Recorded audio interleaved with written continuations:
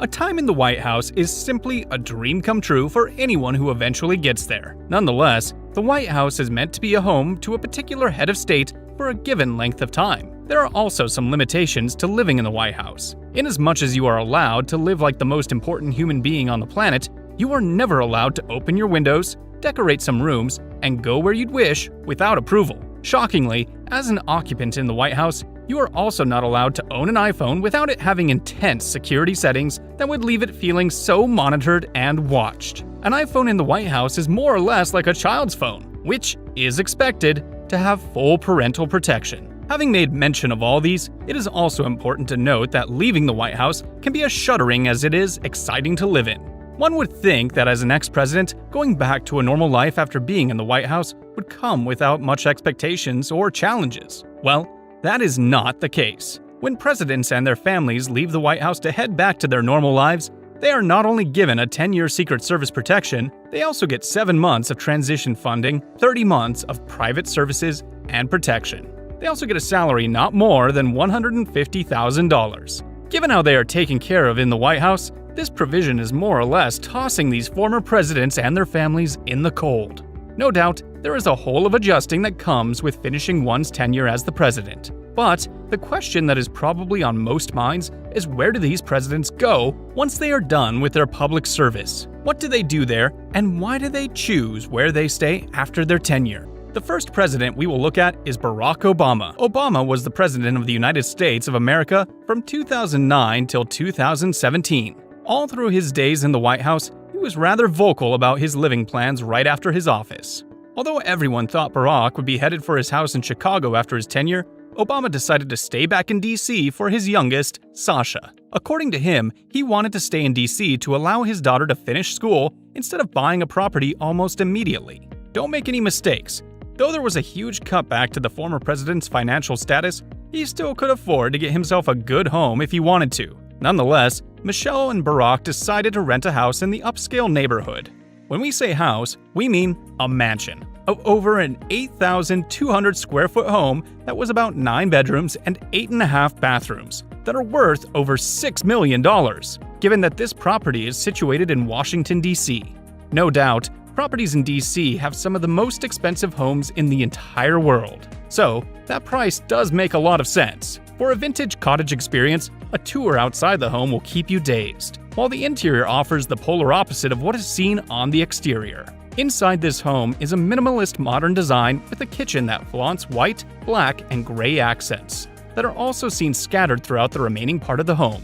This amazing house has one of the most amazing state-of-the-art kitchen appliances and a fantastic set of kitchen staff that helps the family get their meals. Amazingly still, there is a possibility that the kitchen also has an area set aside for the storage of food and drinks. Now, if storing food and drink is more your style, you would be so comfortable staying in this mini White House. If I was to be in the position of owning this property, I would certainly make maximum use of the kitchen in storing away my drinks and food.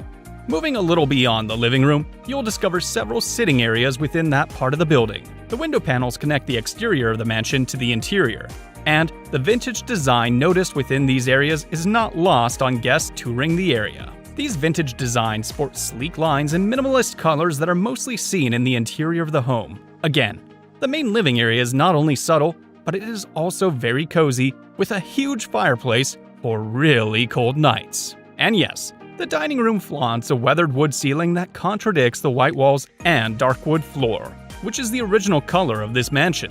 There is also a chandelier that is guaranteed to grab the attention of visitors. The bathroom, on the other hand, is probably the best part of the house with the most ambitious selection of all. An attractive black and white wallpaper with a prestigious black, white, and gray floor are, no doubt, too difficult to imagine for the former president. But that is the life he is presently living with his family. It is sometimes really difficult to accept that the former president of the United States does his things here. But then I shouldn't get myself all worked up about that now, should I? And for their entertainment, there is an upstairs living room that is very suitable for curling up and watching movies. There is also a room that is used for morning workouts, so Obama's family would never worry about not keeping fit. The master bedroom also has a vintage window that leaves the bedroom looking quite attractive and sleek. And we should not forget the exclusive but rather loud walk-in closet outside. There's also a huge courtyard and backyard, with so many rooms to relax and soak one's body in the sun. George W. Bush. Bush's tenure spans from 2001 till 2009. While in service, he received some of the highest and well-approved ratings more than any other president in United States history. Throughout his era as the president, Bush was never elusive about his country roots, so it was expected that at the end of his tenure, he would return to his home state, Texas, also referred to as the Prairie Chapel Ranch. His ranch home, which is actually a staple, was located about 25 miles west of Waco. During his time in the White House, prominent names like King Abdullah, Vladimir Putin, Angela Merkel, former English King Juan Carlos, Tony Blair, and the Israeli Prime Minister Ariel Sharon, as well as many other conspicuous world leaders, visited Bush's home. And this is just a clue to how executive and heartwarming the Prairie Chapel Ranch is. When George W. Bush retired from the presidency position, he went back to his Texas ranch to relax and recuperate.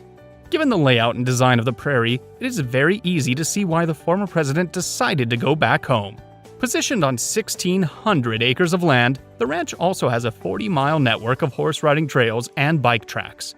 It also flaunts 3 miles of frontage along a river, as well as a 22-acre man-made pond that is over 17 feet deep that Bush had filled with a surprising number of fishes. The pond is naturally a wonderful place to spend time when you're in need of some fishing activities and an outdoor experience. There is also a huge grove on the property as well. The 4,000-square-foot home that was constructed on the property flaunts a 4-bedroom mansion with exquisite views outside. The house contains floor-to-ceiling doors and windows that take you directly outside the home. Amazingly, these floor-to-ceiling doors and windows can be found in almost all the rooms. There is also about a 10-foot porch that encircles the mansion with a tin roof that allows Bush and his family to have fantastic outdoor entertainment on the porch while it rains. In addition to the house, there is also a garage southwest of the main building and a guest house as well. The property has its personal helicopter hangar that is not normally found in an average ranch. Bill Clinton. The next president on our list is Bill Clinton. Clinton was president from 1993 to 2001. With some difficulties in between those years, Bill Clinton lived in the White House for over 8 years. By the time he retired from office, going back home was really dramatic for him. Personally, I guess it would naturally be hard stuff to glare in startling white light and suddenly look at a dark space. That is exactly what happened to former President Bill Clinton. Fortunately, he had some very lovely structure to settle into at 15 Old House Lane in New York. The Clintons' home is a 5,232 square foot house that was purchased at $1.7 million, although it is estimated to be worth more than that amount today. This 11-room royal sits on 1.1 acres and is surrounded by a magnificent white fence and a really small gatehouse. In the front yard is a plush design that encompasses a classic New England home design. In the backyard, you will find a detached red shed and a garage as well. The Clintons are very private with how they live and their home, so not many tours are allowed around this part of town. However, the last time their house was in public, there was a bit of 90s flair attached to it. No doubt, if you are in for something historic and attractive, you would want to have this sort of home. Nonetheless, I personally think I could do without that in my house. The home also has an amazing dining room and a rich study with one of the largest home libraries. One thing that would readily attract you to this house is that it is beautifully decorated with items from Clinton's presidency and his travels around the world. That's it on where the former presidents of the United States live. Do you think there are other interesting facts or something similar to the homes these past presidents decide to retire to? Let me know your thoughts and observations in the comments section below. If this video was insightful to you, then go on and like this video. Please, kindly subscribe to our channel and click the bell button for more of our updates.